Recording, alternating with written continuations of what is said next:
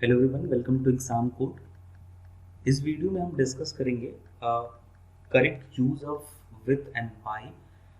Proper use क्या हो सकता है विथ और बाई का। बहुत ही छोटा सा कॉन्सेप्ट है, बहुत ही छोटा सा एक कह सकते हैं आप टर्म है इंग्लिश ग्रामर का। ठीक है, मुझे ऐसा लगता है कि आपने जब से इंग्लिश को समझना, लिखना पढ़ना शुरू किया है, तब से आप ये दोनों वर्ड्स को लिखते आ रहे हैं, पढ़ते आ रहे हैं, समझते आ रहे हैं।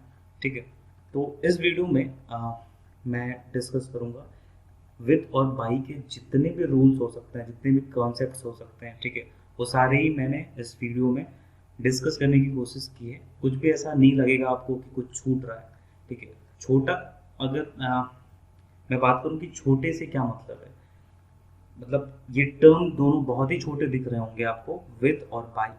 लेकिन मेरा ऐसा मानना है कि बहुत सारे ऐसे लोग हैं जो छोटी छोटी चीज़ों को इग्नोर कर देते हैं और वो बोलते भी हैं। वो जब इंग्लिश स्पीकिंग करते हैं तो वो बोलते हैं, लेकिन उनको प्रॉपर यूज़ नहीं पता होता है कि कब कब इन चीज़ों का हम इस्तेमाल कर सकते हैं, कब कब यूज़ कर सकते हैं इसका।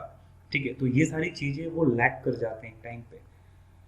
जैसे एक छोटा सा एग्जांपल, मैंने एक स्टूडेंट से पूछा था कि ग्रामर की स्पेलिंग बताओ। तो मैं शॉक रह गया था कि वो क्लास 10th का बच्चा था, उसने ग्रामर की स्पेलिंग गलत बताई थी। तो आप सोच सकते हैं कि मतलब कितने छोटी छोटी चीज़ें हैं ग्रामर। वो मुझे लगता है कि थर्ड फोर्थ से उसको एक बुक मिल गई थी ग्रामर की। ठीक है, उस पर बुक के फ्रंट पे ही बड़ा सा बोल्ड सा एक वर्ड लिखा होता है, ग्रामर। ठीक है, और वो चीज़, वो बच्चा 10th में आ गया और उसने बिल्कुल ही ध्यान नहीं दिया। तो it's quite embarrassing for him or some people who are in this society। वो अपने आप को बहुत ऐसा ओवर स्मार्ट बनते हैं, लेकिन अगर एक्चुअली उनसे बात की जाए किसी एक प्रॉपर टॉपिक के बारे में, भले ही वो टॉपिक बहुत छोटा हो, तो वो एक्सप्लेन नहीं कर पाते, वो बता नहीं पाते। तो मेरा सिर्फ मोटो ये वीडियो बनाने का ये है कि आपको छोटी से छोटी चीज़ों के बारे में मैं एक्सप्लेन कर सकूं।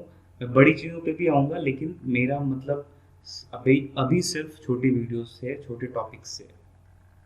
विद और बाई के सारे कॉन्सेप्ट्स देखेंगे इस वीडियो सेशन में, और कुछ क्वेश्चंस को भी प्रैक्टिस करेंगे ताकि ये कॉन्सेप्ट्स आपके कॉन्शियस माइंड में चला जाए, आप कभी भी इसको मिस ना करें, कभी भी आपके दिमाग से ये निकले नहीं। ठीक है, अच्छा एक चीज़ मैं यहाँ पे और ऐड करना चाहूँगा कि ये जो वर्ड लिखा है मैंने, विथ, WITH, तो इसको अगर आप प्रोनाउंस करेंगे तो कुछ लोग इसको विथ पढ़ते हैं और कुछ लोग इसको विद पढ़ते हैं। It all depends on your accent. आप जिस रीजन, जिस प्लेस, जिस स्टेट, जिस कंट्री में रहते हैं, तो उस प्लेस या उस रीजन के अकॉर्डिंग जो एक्सेंट है आपका, आप उस हिसाब से इसे बोल सकते हैं। क्योंकि इंग्लिश जो है वो एक मॉडर्न लैंग्वेज है, तो इसमें ये छोटे छोटे इम्प्रोवाइजेशन या आप इसमें चेंजेस कर सकते हैं। ठीक है, ये अलाउड है। शुरू करते हैं आज का सेशन। हम बात करेंगे सबसे पहले विथ की। ठीक है, तो इसका कॉन्सेप्ट नंबर 1 जो है वो ये कहता है कि it is used with tools और नॉन लिविंग ऑब्जेक्ट्स। तो इसका इस्तेमाल, इसका यूज हम सेंटेंस में कब करेंगे, जब हमें सेंटेंस में कहीं टूल्स दिखे या कोई नॉन लिविंग ऑब्जेक्ट दिखे। एग्जाम्पल देके समझते हैं इसको। एग्जाम्पल नंबर ए, पहला एग्जाम्पल है, he will cut the cake with knife. तो यहाँ पे अगर मैं नाइफ की बात करूँ, केक किससे काट रहा है, नाइफ से, तो नाइफ क्या है, एक टूल है, एक औजार है। तो आप इसे समझ सकते हैं कि यहाँ पे क्या यूज होगा, विथ होगा। ठीक है, दूसरा सेंटेंस देखते हैं, I am writing a letter with my lucky pen. तो ये एक क्या हो गया, मोड ऑफ एक्शन हो गया। ठीक है, कि मीन्स ऑफ एक्शन कह सकते हैं आप कि किस तरीके से या किससे लिखा गया। ठीक है, तो टूल क्या होता है, बेसिकली द थिंग और the object which helps us in our work. जब आप कोई काम कर रहे हो तो जो भी चीज़ें आपको मदद करती हैं, हेल्प करती हैं, वो आपके लिए क्या हो जाती हैं, टूल्स हो जाती हैं। ठीक है, सिंपल सा कॉन्सेप्ट है टूल्स का। तो जैसे आप राइटिंग कर रहे हैं, आप कुछ लिख रहे हैं, तो आपके लिए टूल्स क्या क्या हो जाएंगे, आपका पेन हो जाएगा, आपका पेपर हो जाएगा, तो ये सारे टूल्स हो जाते हैं। तो यहाँ पे लकी पेन है, तो ठीक है, ये टूल की तरह एक्ट कर रहा है यहाँ पे, तो इसलिए यहाँ पे हम क्या लगा देंगे, विथ लगा देंगे। It's quite simple as that. Concept 2 देखते हैं। दूसरा कॉन्सेप्ट है यूज्ड विथ एनी पर्सन, किसी पर्सन के साथ यूज करते हैं विथ का। एग्जाम्पल देखते हैं, Rohan was with his friends in the party. Rohan अपने दोस्तों के साथ था, कहाँ पे, पार्टी में। ठीक है, तो हिज फ्रेंड्स, फ्रेंड्स आ गया, मतलब ये पर्सन की बात हो रही है यहाँ पे, तो पर्सन की बात होगी तो भी यहाँ पे क्या आ जाएगा, विथ आ जाएगा। ठीक है, बहुत बहुत ही सिंपल है ये। दूसरा एग्जाम्पल देखते हैं, my father was with his boss in London last week. मेरे फादर लास्ट वीक लंदन में अपने बॉस के साथ थे। तो यहाँ पे बॉस जो है वो एक पर्सन को डिनोट कर रहा है। ठीक है, तो यहाँ पे भी क्या लगाएंगे, विथ लगाएंगे। ठीक है, कॉन्सेप्ट 3 देखते हैं, यूज टू ऐड समथिंग। जब आप कुछ ऐड करना चाहें, ठीक है, कुछ आप एक्स्ट्रा चाहते हैं, जैसे my friend is looking for a car with good mileage. मेरा दोस्त एक कार देख रहा है जिसकी माइलेज बहुत अच्छी हो, जिसका एवरेज बहुत अच्छा हो।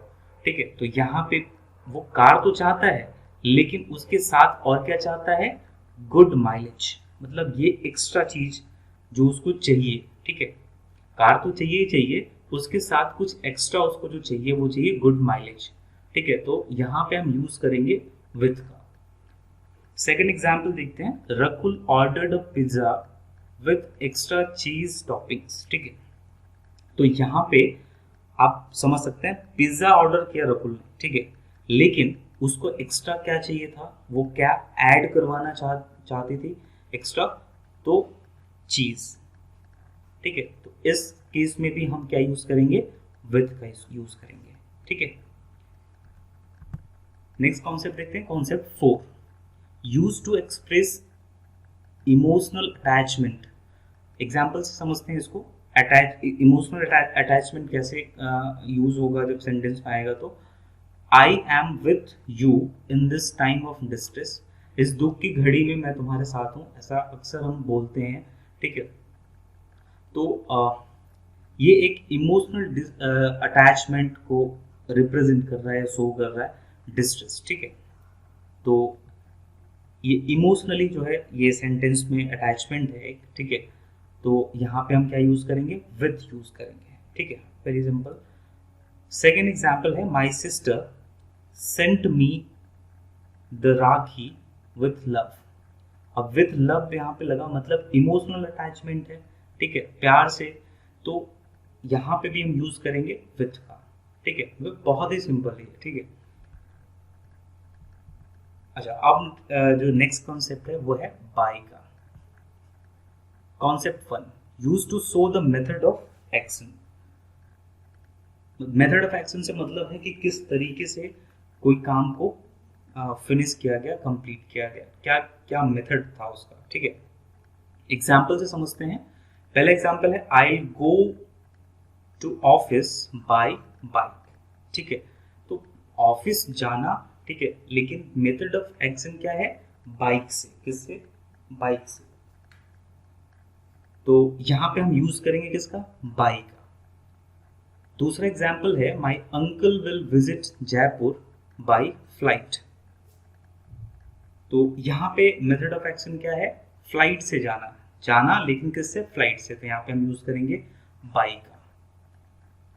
नेक्स्ट कॉन्सेप्ट देखते हैं, concept 2, use to show closeness, नजदीकी दिखाने के लिए, शो करने के लिए। ठीक है, यूज करते हैं हम किसका, बाई का। एग्जाम्पल से समझते हैं, आई park my car by the school, मतलब मैंने अपनी कार को पार्क किया स्कूल के पास या नजदीक। तो बाय द स्कूल यहाँ पे मैंने लगा दिया। ठीक है, John passed by the park a few seconds ago, John park से होके गुजरा कुछ सेकेंड्स पहले ही। ठीक है, तो यहाँ पे भी हम क्या यूज करेंगे, बाय यूज करेंगे। ओके, नेक्स्ट कॉन्सेप्ट देखते हैं, concept 3, use to denote time, maximum time means उससे पहले ही हो जाएगा, that will the maximum time of doing something और अचीविंग समथिंग। एग्जाम्पल से समझते हैं इसको। I have to reach college by 9 AM, 9 बजे से पहले पहले मुझे कॉलेज पहुंचना ही है। ठीक है, जैसे आप अक्सर ऐसा सेंटेंस यूज करते हैं, बोलते हैं आप, ठीक है। तो 9 बजे से पहले मुझे पहुंचना ही है, तो आप यहाँ पे क्या लगाएंगे, बाय लगाएंगे। सेकेंड एग्जाम्पल देखते हैं। My brother will go to market by evening, वो शाम तक मार्केट जाएगा ही जाएगा। ठीक है, तो यहाँ पे भी हम यूज करेंगे किसका, बाय का। It's quite simple. Next concept देखते हैं, concept 4, use to choose a person for right work और पैसिव वॉइस।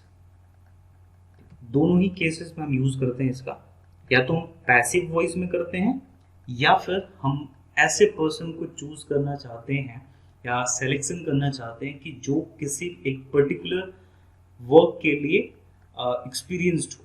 ठीक है, एक्सपीरियंस होल्डर हो। एग्जाम्पल से समझते हैं इसको। I get it fixed by Mohit. Mohit किसी चीज का जानकार होगा, या फिर आप कह सकते हैं कोई मीन्स एक्सपीरियंस्ड बंदा होगा कोई, तो उससे मैं ये ठीक करवाऊंगा, तो बाय मोहित यहाँ पे लगा दिया हमने। The cricket was played by the children, ये पैसिव वॉइस का फॉर्मेट है, आपको पूरा पूरा दिख रहा है यहाँ पे। ठीक है, तो ये यहाँ पे ऑब्जेक्ट का यूज इस्तेमाल किया गया है और यहाँ पे ये सब्जेक्ट है। ओके, पैसिव वॉइस में जनरली हम क्या करते हैं, सब्जेक्ट को ऑब्जेक्ट बना देते हैं, वही हुआ है इसमें। तो यहाँ पे तो बाय लगता ही लगता है, अगर आपने कभी वॉइस पढ़ा होगा तो आपने ध्यान दिया होगा। ओके, नेक्स्ट कॉन्सेप्ट देखते हैं, concept 5, use with reflexive pronoun. Example देखते हैं। I will repair my laptop bye my self. ये जो हम माई में, हर में, हिम में सेल्फ लगा देते हैं, तो एक वो रिफ्लेक्सिव प्रोनाउन हो जाता है। तो रिफ्लेक्सिव प्रोनाउंस के साथ हमेशा यूज होता है बाय। जैसे एग्जाम्पल में आप देख सकते हैं, my mother cook food by herself, मेरी मदर खुद खाना बनाती है। इस तरीके से आप इसको समझ सकते हैं। तो अब कुछ क्वेश्चंस को प्रैक्टिस कर लेते हैं, क्वेश्चंस देख लेते हैं कैसे कैसे क्वेश्चंस आ सकते हैं विद और बाय से। तो पहला क्वेश्चन है, he was standing dash his dog in the metro. तो यहाँ पे ऑप्शंस हैं दो, एक बाय है एक विद है। आपको चूज करना है कि यहाँ पे कौन सा करेक्ट ऑप्शन होगा। ठीक है, तो यहाँ पे जो करेक्ट ऑप्शन होगा वो होगा विथ। ठीक है, विथ इसलिए लगाएंगे क्योंकि वो नियरनेस शो कर रहा है। ठीक है, वो उसकी चीज है, वो उसका डॉग है, वो ये यहाँ पे शो करने की कोशिश हो रहा है। अगर वो दूसरे का डॉग होता तो वहां पे यूज होता बाय, क्योंकि इसका मतलब फिर ये हो जाता कि वो डॉग के बगल में खड़ा था या खड़ी थी। ठीक है, तो ये मतलब हो जाएगा, लेकिन इस क्वेश्चन का जो करेक्ट आंसर होगा वो होगा विथ। नेक्स्ट क्वेश्चन देखते हैं। Mohit will come to the party dash his bike. इसमें बाय होगा कि विथ होगा? इस क्वेश्चन का जो करेक्ट आंसर होगा वो होगा बाय। मैंने पीछे आपको बताया, आपको याद होगा कि मोड ऑफ एक्शन को शो करने के लिए हम यूज करते हैं बाय का। ठीक है, कि एक्शन कैसे हुआ, तो आने का कम यहाँ पे दिख रहा है आपको, मतलब ये वर्ब है, मीन्स एक्शन शो हो रहा है, इससे एक्शन वर्ड है ये। तो यहाँ पे हम यूज करेंगे किसका, बाय का। तो बाय जो है वो करेक्ट आंसर हो जाएगा, by his bike. She is repairing the laptop herself. Okay, dash herself, herself मैंने अभी बताया आपको, ये रिफ्लेक्सिव प्रोनाउन होता है, और रिफ्लेक्सिव प्रोनाउंस के पहले हमेशा क्या यूज करते हैं, बाय यूज करते हैं। तो by will be the correct answer of this question. Next question देखते हैं। I am opening the fan dash screw driver. अब स्क्रू ड्राइवर जो है वो क्या होता है, एक टूल होता है, एक औजार होता है। तो इसके साथ हम क्या यूज करेंगे, विथ का यूज करेंगे। बिल्कुल पहला कॉन्सेप्ट था ये विथ का। नेक्स्ट क्वेश्चन देखते हैं, they are passing dash the temple dash their parents. दो इसमें दोनों का ही यूज करना है आपको, बाई का भी और विथ का भी। दोनों अगर आप एक सेंटेंस में यूज करना चाहें तो इस तरीके से कर सकते हैं।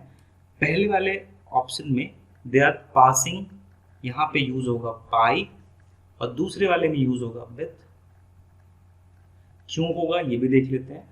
बाई द टेम्पल मतलब वो टेम्पल से हो के गुजर रहे थे, ठीक है, या गुजर रहे हैं, ये प्रेजेंट टेंस है।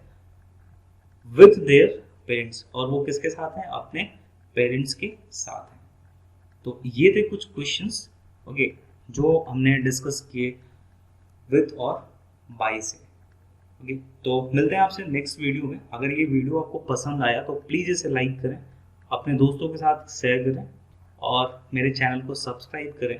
साथ ही साथ बेल आइकन को भी प्रेस कर लें ताकि आने वाली हर वीडियो की नोटिफिकेशन आपको मिल जाए। ओके, मिलते हैं आपसे नेक्स्ट वीडियो में। Till then take care, bye bye, thanks for watching.